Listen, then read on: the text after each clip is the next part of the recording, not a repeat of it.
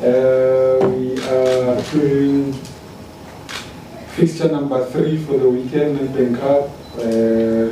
Mamelodi Sundowns will be playing at home at Lucas Moripe Stadium, and they will be Sekhukhune United visiting Pretoria.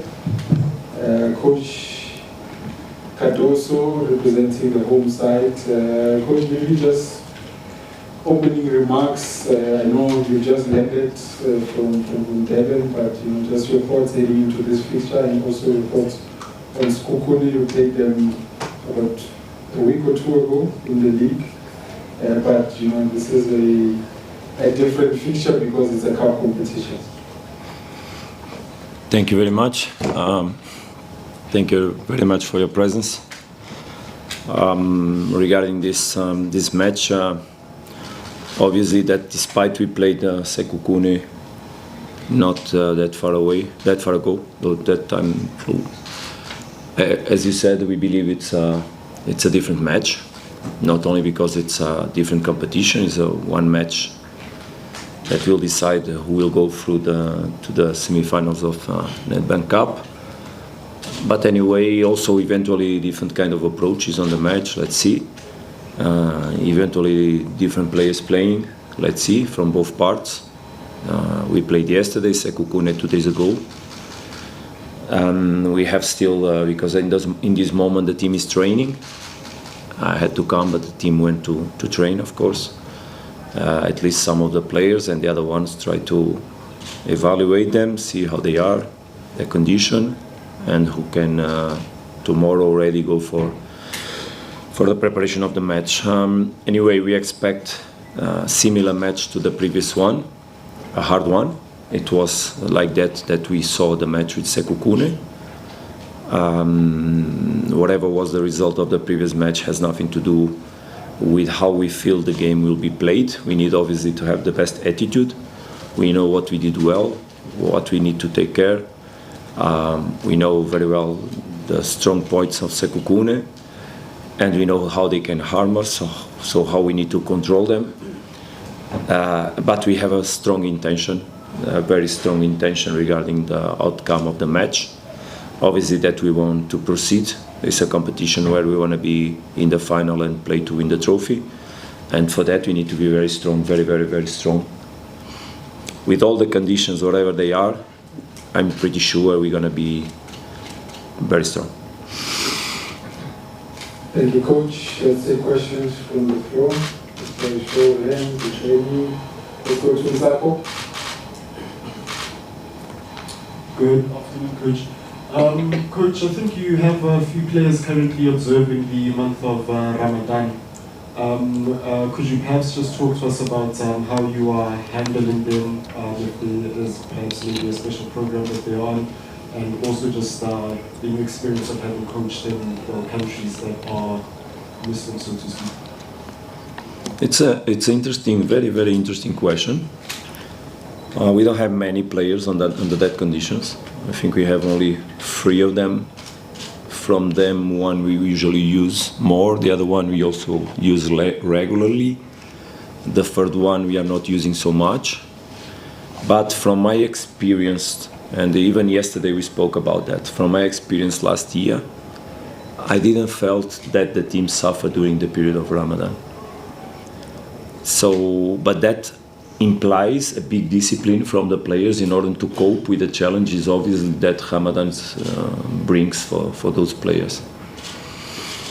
Depending on the hour of the matches, that can be more tricky or less, because as you know, they do their last meal before the sun rises, and they keep them they're fasting until the sun fades.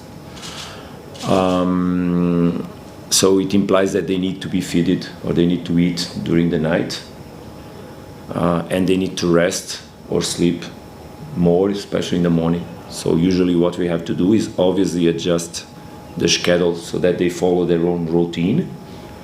The team meetings, some of them we need to make them individually for those players. But also it's important that we all understand that from my experience in Tunisia last year, where almost all the team was fasting. So it was exactly the opposite as we have here. So we were a couple of people that were not fasting. That also there are different levels of fasting, because Ramadan and the religion doesn't oblige us, for example, in the match day. So when the person has to work, doesn't oblige to make a pure and complete fasting. It says that that day can be compensated after. So it might happen that some of the players on the match days, they don't fast in order to, but then they need to give extra days in the end. So that's what the religion says, and that was the experience that I got. But anyway, even in Tunisia last year, there were a lot of players that didn't eat anything on the match days. I remember the most challenging situation that we had was when we played ASEC Mimosas away for Champions League, that we were playing, I think, at 8 o'clock, and we took the players earlier on the locker room, and they had a dinner before the match, adapted with dinner, but we had a dinner before the match. So I think we will cope with the situation, trying to minimize as much as possible the impact of the fasting, trying to give them the opportunity to rest and to compensate eventually the fact that they have to wake up during the night to eat. But probably where you can feel a little bit more is in the last week of that period. But in the first 3 weeks, usually there's no big impact if we really work on the compensation, and that's what we try to do. So the players are provided special food. The players are waken up in the night so that we really assure that they eat, and we try to provide them the rest in the right hours so that we can have them in conditions to play. Thank you. Let's go to Katlego.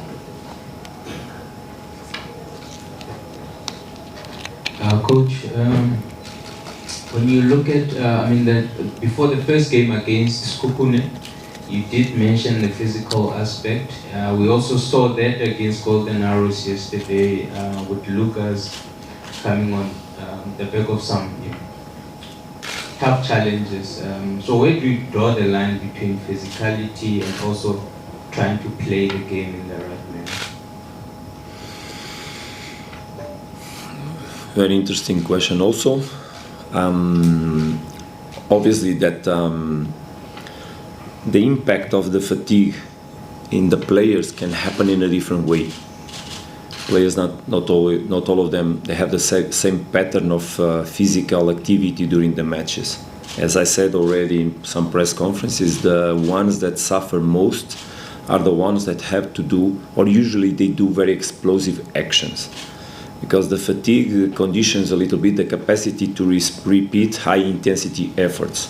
So it's normal that the players that have that pattern of activity and that their game depends on that capacity, they feel more affected eventually. Fatigue also is felt more in the third, fourth match in a row. So in the first, second that you enter in such schedules, you don't feel so much, but in the third, fourth, it can happen that it will touch you. But also is a matter of how used you are to that kind of work. And obviously that helps us a little bit, because we work with players that have been doing it already, maybe not so aggressive as these last 2 weeks, and mostly this last the matches that we have ahead, last one and the next two, because we're going to play 3 times in a row on the third day, what is absolutely unacceptable in my way of seeing. But it's what we have. We'll manage contexts. I think that yesterday was clear in the first half that it was difficult to pick the rhythm of the match, but it was also clear in the second half how strong we were and how we should have obviously won the match yesterday.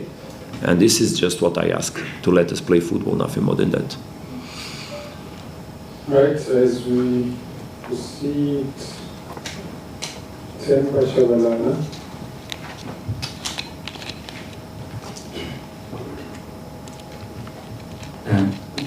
Good afternoon, Coach. One of the challenges that we seem to have every match that we see playing in the league or maybe in the cups has been the officiating.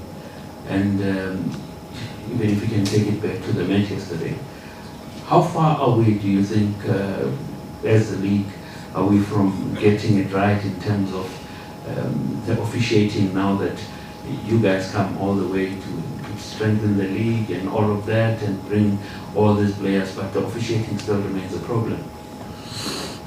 Thank you very much to give me the opportunity to speak about that issue, because as you know, I don't like really to mostly personalize whatever has to do with referees. I will never do it, because I think that in the end the coach has more to lose than to win when he personalizes the question. So I will not personalize, because regarding yesterday, you are the ones that should speak for your football. You are the ones that should defend your football. You are the ones, you are reporters, you have a social impact and an impact on the people that has responsibilities on football. It's up to you to highlight what good or worse or bad is been doing. What I tell you is that at the same time that the conditions where football is played, the level of the coaches is increased or should be increased. The level of the players is increased. Also the level of the referees should be increased. In general, but it's not in South Africa, it's everywhere in the world. I think obviously that it would be very important that VAR could be put on working here in South Africa. It would help the referees, because also referees, they are human beings, and when they make a mistake during the match, it's normal that can happen. When it's too many mistakes in one match, obviously it's not comfortable. And as I said, it's up to you to look to yesterday's match and see what happened. Because in a normal game yesterday we have won, and that costed us 2 points. That can be very important on a championship fight, can be very important on the morale of the team. But as I started to say, I think that all the organization of football in South Africa must understand that what is important is to defend football. There must be a vision clear of development. And I'll give you an example. For example, in Europe, in Portugal, before a match, there's always a meeting between the referees, the two parts, the officials, where they discuss all the organization of a match. I used to attend, when I was assistant coach, I used to attend those meetings. And there was a discussion and a talk about how people should relate, how people should, because even the relation between the referees and the coaches that are on the bench, they should be really well taken care and protected, because coaches and players, they are emotional. We deal with emotions. Referees also, but they are not in charge. They are not in question when there's a football game. Players are evaluated, coaches are always scrutinized, evaluated also. And referees are the ones that in the middle of that have a big responsibility to take care of everybody around. So the way you relate with the different agents, players or coaches should be nice, polite, positive, so that also they help us to be in the right mood, in the right direction, in the right relation. And I always tell, help us, just help us, because we are under big stress, is normal. We depend on what's happening. They don't depend, we do. Because they are evaluated in the end of the season, whatever happens. And of course they have eventually evaluation every match, but it's not the same. Yesterday I was telling, please don't forget, we are playing for a championship. We are 8 matches from the end of the season. So please respect what's happening in the pitch. And that's what we ask only. We don't want to be ever have a favor of whoever it is, but we just don't want also to have anything on the pitch that we say, please, we just want to be respected. My players as individuals, on the way they are approaching, on the way people speak with them, also myself, because I don't speak bad for the referees, I don't use bad language. I can protest, but I don't use bad language.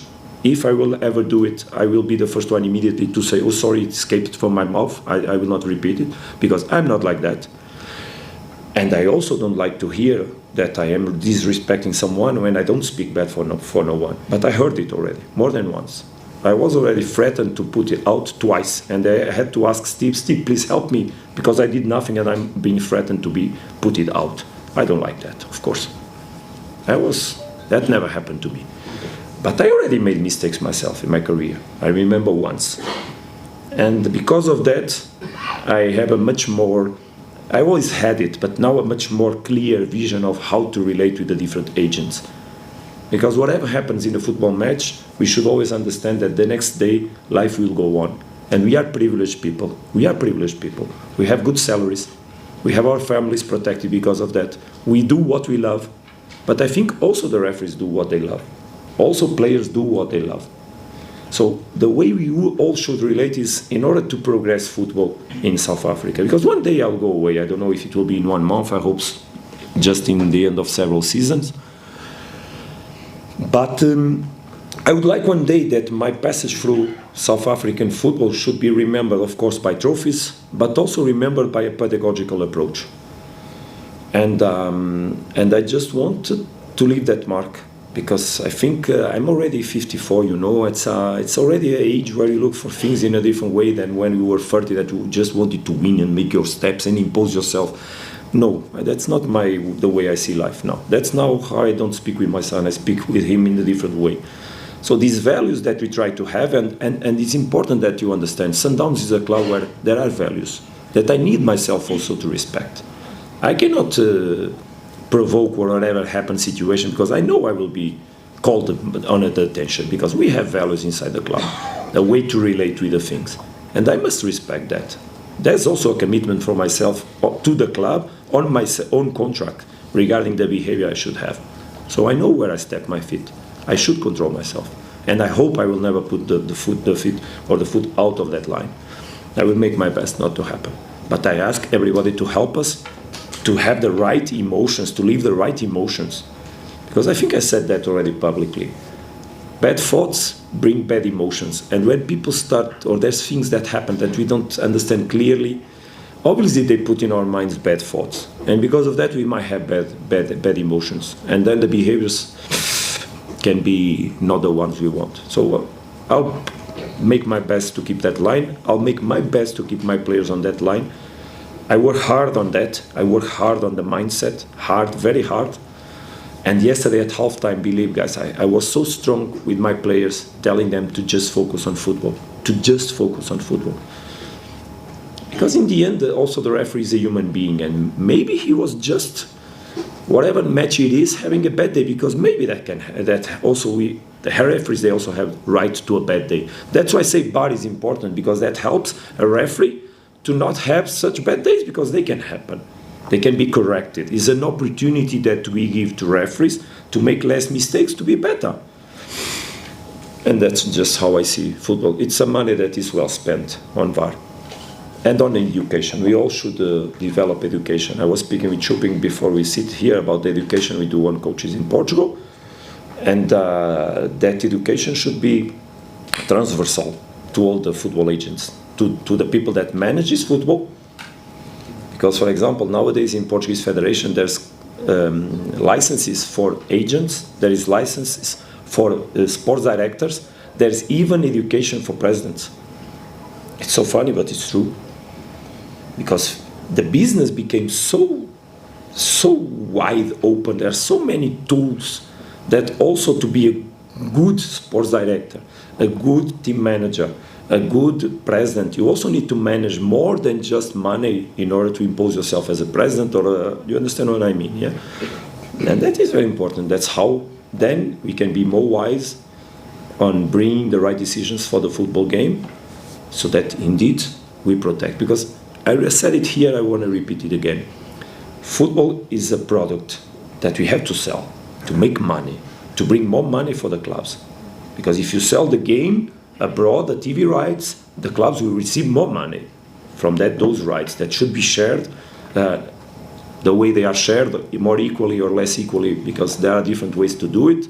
In England, there's even an unbelievable way to do it. A team that goes from Premiership to the second division, they get even more budget than the teams that are in the lower positions on the Premiership, because that's the way they try to keep the investment that the clubs did. So there's different ways to share the TV rights. But one thing is clear, the money we make from football should stay in football, in the clubs, that are the ones that invest in players. So better facilities, better players, better conditions, better referees, better management, everything, better coaches, for sure. And also regarding coaches, it has nothing to do with being foreigner or being South African. There are South African coaches good, very good. For sure there are weak, like there are Portuguese weak, average, good and very good. It's not a matter of race, even sex, because there are fantastic women coaches nowadays. It's just a matter of being in the business and trying to make the best. That's how I see the things.